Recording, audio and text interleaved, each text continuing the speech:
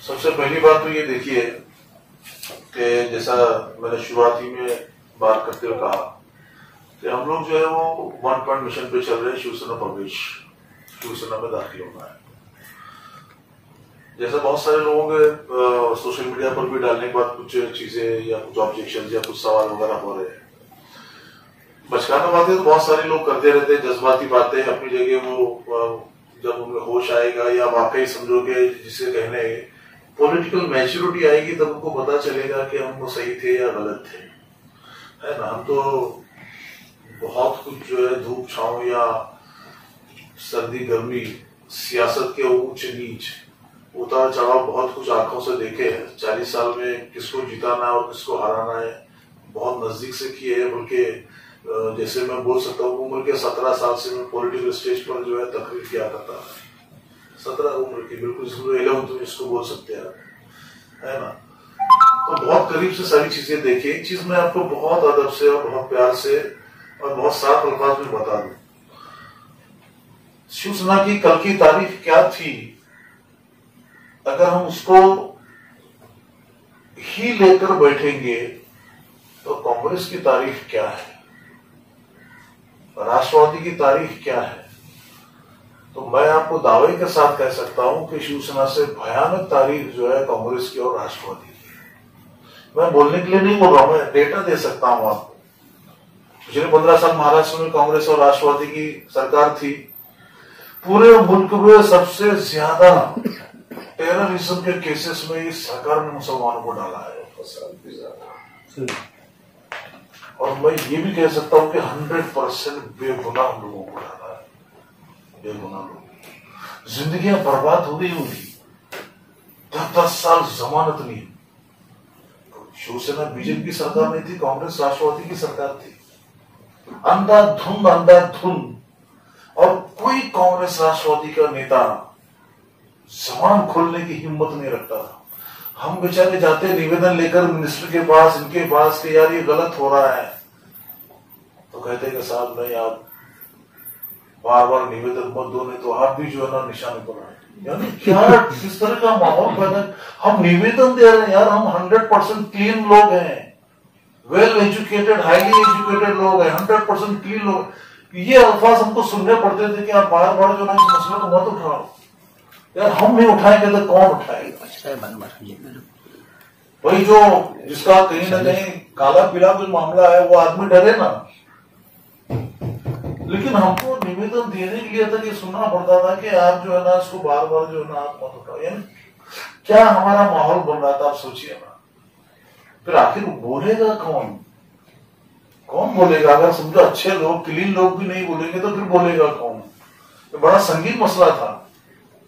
और उस पीरियड में भी हमने कई बार देखा मालेगांव वगैरह के ताल्लुक से भी कुछ लोग जो है ना वो बयानों तिरानों के फसादात के बारे में बहुत मुझसे सवाल करते हैं। अरे आखिर भाई आप भूल गए क्या कि ना कितनी बचकानी जो है ना हमारी सोच है। एक बार भाई मैं आपको बताऊं, आप तो उस जमाने में हम ड्यूटी थे। एक चीज बहुत क्लीन है यार, सरकार किसकी थी? जो सरकार में है वो चाहे किसी भी तरह के फसाद को 2 घंटे में कंट्रोल कर सकती है। किसी पुलिस ऑफिसर की यह हिम्मत नहीं कि वो फसाद को फैलने दे। किसी भी तरह के फसाद को कंट्रोल करना सिर्फ 2 घंटे का काम है, सरकार चाहे तो। और अगर सरकार चाहे तो 2 साल भी फसाद कंट्रोल नहीं हो सकता। सरकार किसकी थी? महाराष्ट्र में कांग्रेस की थी। मॉब मेंटालिटी इसको कहा जाता है। भीड़ की जो मानसिकता होती है, वो भीड़ की मानसिकता में कोई अच्छा बुरा या कोई शरीफ आदमी या कोई गुंडा आदमी कुछ नहीं होता है। एक जुनून, एक पागलपन होता है। और उस जुनून और पागलपन में आदमी जो भी कर जाए उसे खुद उसको एहसास नहीं होता कि हम क्या कर रहे हैं। सरकार कांग्रेस की थी और उसने खुली छूट दी थी कि मारो, कोई कुछ नहीं करेगा। उसका नतीजा क्या है? श्री कृष्ण कमीशन आज तक इंप्लीमेंट नहीं हो सका। किसने रोका था? अरे भाई 2 सजाएं आप कांग्रेस की 15 साल की सरकार बनी, फिर भी कभी किसी को वाकई पनिशमेंट नहीं हुई। फिर भी मुसलमानों को बड़ा तक कांग्रेस राष्ट्रवादी बोल रहा है। इसको कहते हैं ज़हनी गुलामी। ज़हनी गुलामी है ये कि हम किसी को आजमाने भी नहीं चाहते और डर रहे हैं, हम किसी को आजमाने भी नहीं चाहते हैं, बुराई कर रहे हैं। अरे पहले तो मैं अक्सर सवाल करता हूं कि आप 95% के करीब हमारा वोट जो है वो कांग्रेस या राष्ट्रवादी को महाराष्ट्र में जाता है, ठीक, करीब 95%, 90% समझ लीजिए आप। तो सवाल हम कांग्रेस राष्ट्रवादी से करेंगे क्या शिवसेना से करेंगे? वही सवाल तो कांग्रेस राष्ट्रवादी से करेंगे कि आपकी सरकार थी, हमने 90% के करीब आपको वोट दिया है, तो आपने कौन सा मसला हल किया? जो मुकेश अंबानी का जो बंगला बनाया डलिया का, वो औकाफ की जमीन थी और वो आरिफ नसीम खान की क़यादत में उसको अंबानी को दिया गया। ये डॉक्यूमेंट्स हैं। फिर यहां आकर जो है आप झूठ पर झूठ बोले जाओगे, झूठ पर झूठ बोले जाओगे, दिशा भूल क्या हमको समझा रखा है? अरे भाई हम पढ़े लिखे ही नहीं, हम तुम्हारे आरटीआई से तुम्हारा एक एक कच्चा छिट्टा हमारे पास है। अभी घोड़ा मैदान आएगा सामने तो एक एक को मैं डंकी की चोट पे चैलेंज करूंगा कि हिम्मत है तो मेरे साथ स्टेज पर आओ और डॉक्यूमेंट के साथ बात करो। मुसलमानों को इतना तबाह किया गया, समझ हमको देखो कैसा है कि कोई चीज को समझने के लिए हमको बहुत ही ठंडे दिमाग से जमीनी सच्चाइयों के साथ आप चलिए।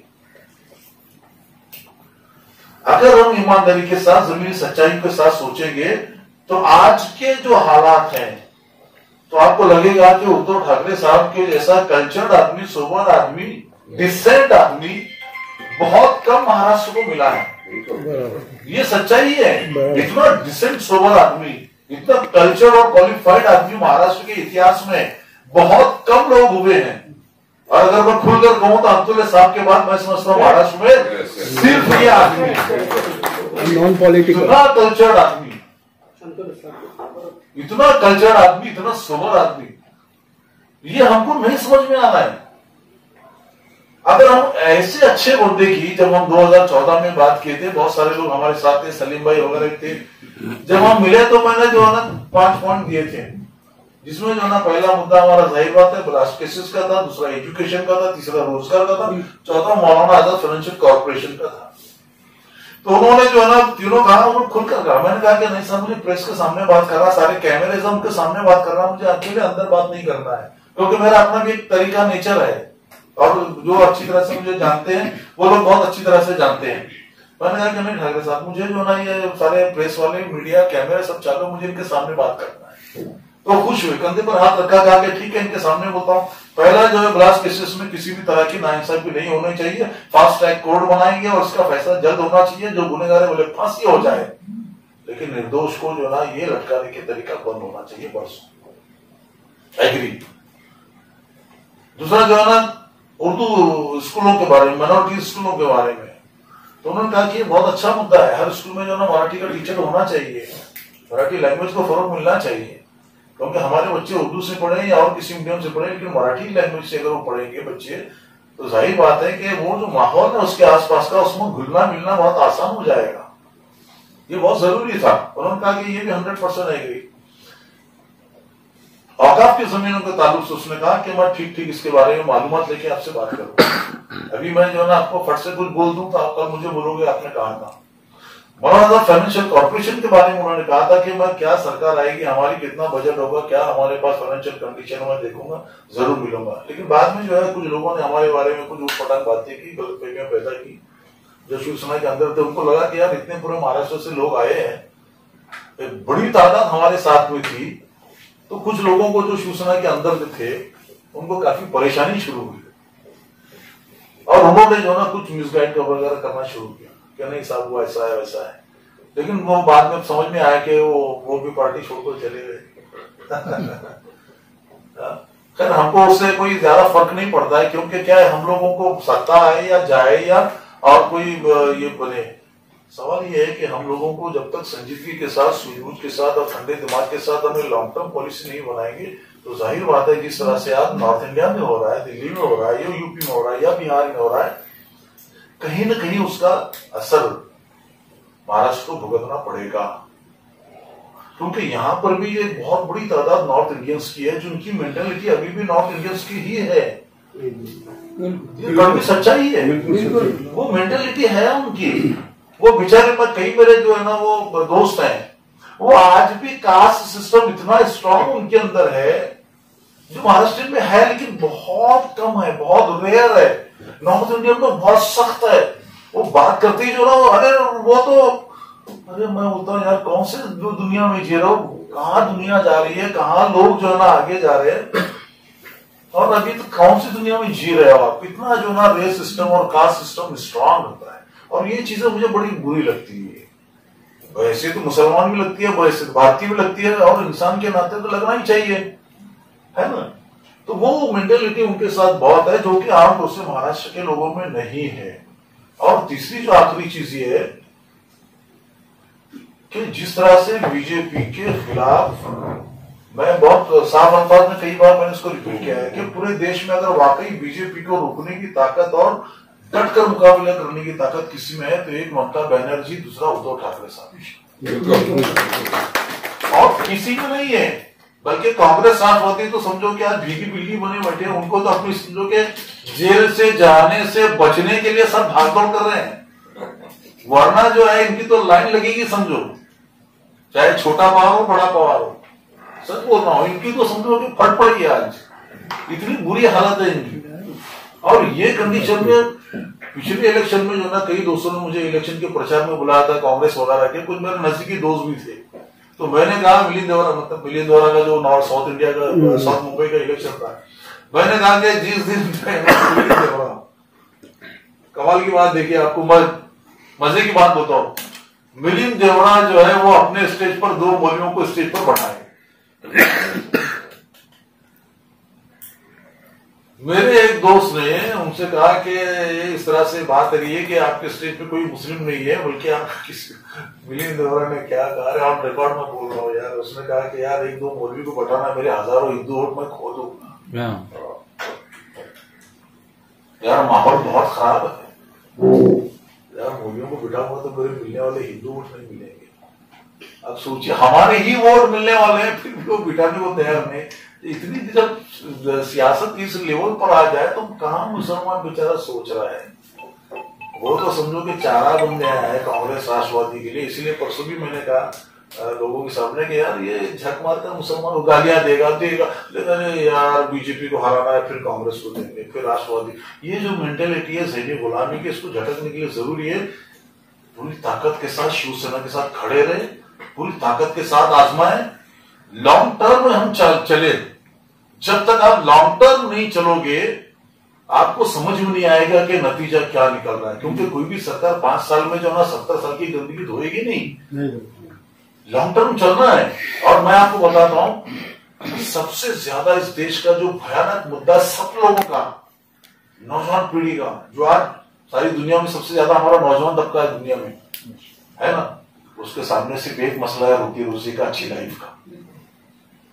ये जो नशा चल रहा है ना धर्म का, हिंदू मुस्लिम हिंदू मुस्लिम हिंदू मुस्लिम, ये बहुत शॉर्ट पीरियड है इसकी लाइफ, बहुत शॉर्ट पीरियड है, and it is the darkest phase in Indian history.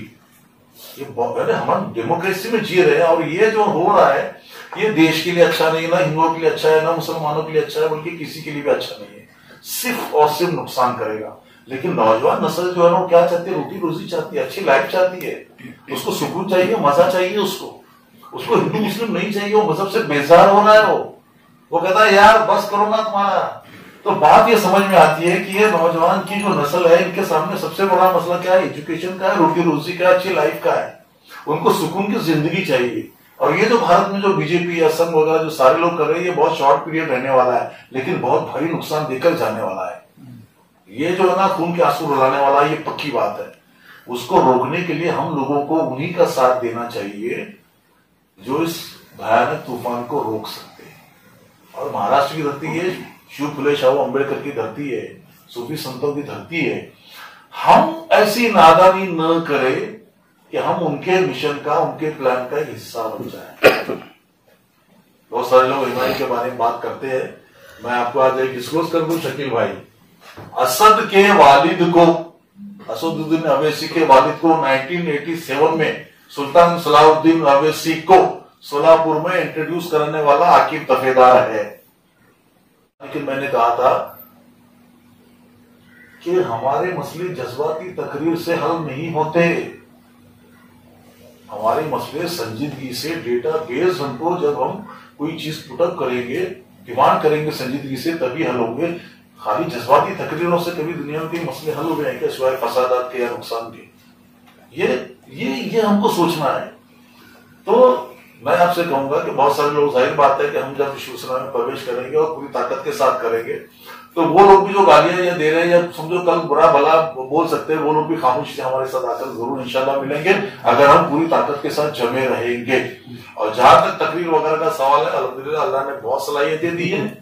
10 Owaisi हो या 10 अबू आसिम आजमी हो, अल्लाह की तरफ से आकिब जो है ऊपर भारी है। पॉलिटिकल स्पीच अगर की बात करें तो, लेकिन मेरा मिजाज ये है भी कि हमको बहुत संजीदगी के साथ और पूरी ताकत के साथ, पूरे सूझबूझ के साथ और बहुत ही फोकस्ड, पूरे पक्के विजन के साथ हमको आगे चलना है। इंशाल्लाह इसका बहुत ही बेहतर नतीजा आएगा। और अल्लाह ने चाहा तो हमने जो आज कदम उठाया है, तारीख जब लिखेगी तो ये जरूर लिखेगी कि कुछ संजीदा लोग ऐसे थे जिनके पास विजन था मुस्तकबिल का, और वो बड़ी संजीदगी के साथ, बड़ी ईमानदारी के साथ कदम बढ़ा रहे थे, हालात को ठीक ठीक देख रहे थे, बड़े दूरअंदेज थे, और उन्होंने बहुत सही कदम उठाकर कांग्रेस राष्ट्रवादी की मानसिक गुलामगिरी से मुसलमानों को आजाद ही नहीं कराया, बल्कि सही डायरेक्शन में लोगों को गाइड किया। यहाँ क्यों बैठते हैं आप? भले कम लोग हो, लेकिन तारीख आपको नोट करेगी, क्योंकि ये किसी, आप राष्ट्रवादी में जाइए, नोबडी विल टेक यू, यानी कोई आपको नोट नहीं करेगा। आप राष्ट्रवादी में जाइए, कांग्रेस में जाइए, एमआई में जाइए, कोई नोट नहीं करेगा। आप शिवसेना में जाने का जब फैसला कर रहे हैं तो यकीनन ये सबसे अलग फैसला है और सबसे सही फैसला है। जब उद्धव ठाकरे साहब जैसे आदमी के नेतृत्व की सरकार जो अभी दिल्ली में पहुंचने की पूरी तैयारी कर चुकी है, देखिए नॉर्थ इंडिया का और साउथ इंडिया का दोनों अलग अलग मेंटेलिटी है। मैं अक्सर मेरी तकरीरों में कहता भी हूं, नॉर्थ इंडिया को देखिए, महाराष्ट्र से आगे दिल्ली तक जाइए आप, वहां के लोगों की मेंटेलिटी आपको अलग मिलेगी, साउथ इंडिया की अलग मिलेगी। सारे फसादात आपको नॉर्थ इंडिया में मिलेंगे, साउथ इंडिया में नहीं। सारी रथ यात्रा जो ना अडवाणी की नॉर्थ इंडिया में, तूफान हजारों लाखों लोग, जैसे वो महाराष्ट्र से कर्नाटक में जाता है, सिवाय पुलिस के और कोई नहीं मिलता अडवाणी के साथ में, 100 आदमी छोड़कर वापस निकलता है बिहार में। ये मेंटालिटी आपको समझना है। इसलिए मैं कहता हूं कि महाराष्ट्र जो है ये दीवार बनेगी नॉर्थ इंडिया और साउथ इंडिया के बीच में। जो नॉर्थ इंडिया की जो भयानक चीजें जो हो रही है, वो महाराष्ट्र को हमको रोकना है ताकि कहीं भी आगे न बढ़े। ये भी हमारी जिम्मेदारी है और उसको हम रोक सकते हैं। हमारे पास पूरी सलाहियत है। महाराष्ट्र का कल्चर अलग है। हम जो है वो 18 पगड़ जाती है और 12 बलूतेदार उस कल्चर से आए हुए लोग हैं। और ये हमारे पास जो है ना, ऐसा नहीं है कि हम कोई ताज्जुब की कोई नई चीज कर रहे हैं। ये हमारे पास जो है ना, ये डे टू डे बल्कि दिन रात हमारे आसपास में होने वाली चीजें है। बंबई में जो पैदा हुए, बंबई में जिनका कल्चर है, उनको शायद इसके बारे में ठीक से पता नहीं हो, पर हम तो उस गांव के माहौल से आए हुए लोग हैं, तो हमको बहुत अच्छी तरह से पता है। और फिर एक बार आखिरी बात, हमारे देश का एक बहुत बड़ा तबका, कम से कम 80% जो है आम हिंदू, ये बहुत सेक्युलर भी है, इंसानियत नवाज है, वो इंसानियत को मानने वाला है। हमारा ये नजरिया कि हिंदू हमारा दुश्मन है या हिंदुओं की बड़ी तादाद जो है ना वो मुसलमानों से नफरत करती है, गलत है। आप पहले दोस्तों बनाइए, कितने आपके दोस्त होंगे सोचिए आप। है ही नहीं तो फिर हम किस पर क्या तोहमत लगाएं, क्या राय करें। ये वक्त जो है ताल्लुकात बढ़ाने का है, अपने आप को बहुत दूर तक उनके अंदर ले जाने का है और एक अच्छे मुसलमान का कैरेक्टर पेश कीजिए। आपको लगेगा कि हिंदू भी बहुत अच्छा नहीं बल्कि बेहतरीन है, ये लगेगा आपको। दुश्मन नहीं है, नफरत नहीं करते। हमारे अपने कहीं ना कहीं कोताहियां, हमारी लफ्जिशें कम नहीं है।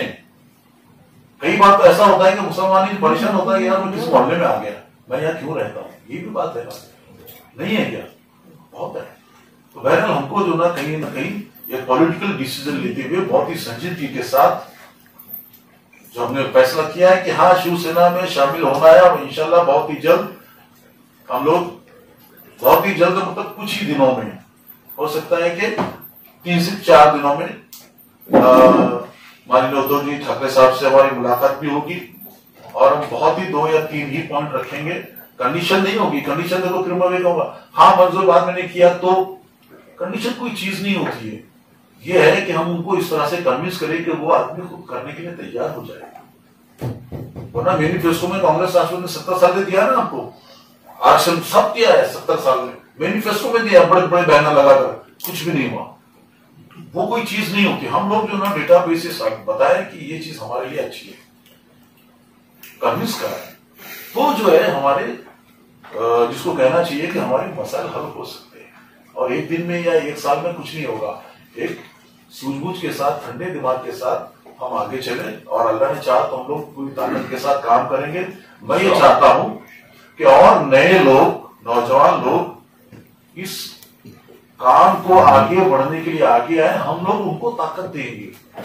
जब तक नई नस्ल, नया खून नहीं आएगा सूझबूझ के साथ काम करने वाला, हम लोग नाकाम होंगे। सेकेंड, थर्ड, फोर्थ लाइन होना हमारी बहुत जरूरी है। हमने सेकेंड लाइन तैयार नहीं की, जैसे अब्दुल्ला साहब की बात करें, तकलीफ होती है। सेकेंड लाइन तैयार करना चाहिए था, एक मजबूत। थर्ड लाइन तैयार करना चाहिए था, फोर्थ लाइन तैयार करना चाहिए था। लेकिन क्या होता है कि वक्त या बहुत सारे मामला ऐसे होते हैं कि जाने अनजाने में रह जाता है। लेकिन अब हमको समझ में आता है तो हम क्यों न करें। हम लोग जो है सूझबूझ के साथ सेकंड लाइन अभी से तैयार करें अच्छे क़यादत करने वालों की। वरना जो आज हम रो रहे हैं फिर शायद हमारे आने वाली नस्ल भी रोएगी। जाहिर बात है किसी न किसी को तो जो है क़यादत करना ही है। तो अच्छे लोगों के हाथ में अगर हम क़यादत सौंपेंगे तो ये समझ लीजिए कि उनकी आने वाली नस्लें कहीं न कहीं दुआएं ही देंगी। सही लोगों की क़यादत हमारे पास थी। वरना जो है आज हम रो रहे हैं कि ढेर सारे मसाइल हैं और कुछ नहीं हो रहा है, परेशान हमें। फिर भी अल्लाह का करम है कि हम लोग भारत में हैं और ये भी अल्लाह का एहसान है कि अल्लाह ताला ने हमको दावत का बेहिसाब मौका यहाँ पर दिया है, जो दुनिया में बहुत कम लोगों को नसीब है। आम हिंदू बेचारा वो कुरान नहीं पढ़ता है, वो आपको पढ़ता है, आपको पढ़ता है। वो कुरान कहाँ पढ़ता है, वो आपको पढ़ता है कि आप कैसे हो। वो आपको देखकर आपके इस्लाम को समझने की कोशिश करता है। तो आप कैसे हो ये बहुत डिपेंड करता है ना। तो हम लोग जो है समाज से भी अच्छे बने, कैरेक्टर से भी अच्छे बने और साथ ही साथ जो है एक सूझबूझ के साथ हम आगे चलेंगे इंशाल्लाह। तो जाहिर बात है कि नतीजे अच्छे ही होंगे। और आखिरी में अल्लाह से दुआ भी है कि अल्लाह ताला हमारी कोशिशों को कामयाब करे, हमारी नियतों को और मुखलिस बनाए और जो सूझबूझ के साथ हम बैठे हैं इस काम को और आगे बढ़ाए। और मिल्लत कहीं ना कहीं बहुत परेशान है। परेशानी के इस मसाइल के और इस एक जो खौफनाक जो कहीं ना कहीं दिनों की दस्तक हल्की सी जो महसूस होती है उसको रोकने की और उसमें कहीं ना कहीं उस भयानक चीजों को रोकने में हमारा भी कहीं ना कहीं इस्तेमाल, अल्लाह ताला वो ताकत भी दे, तौफीक भी दे। अल्हम्दुलिल्लाह रब्बिल आलमीन।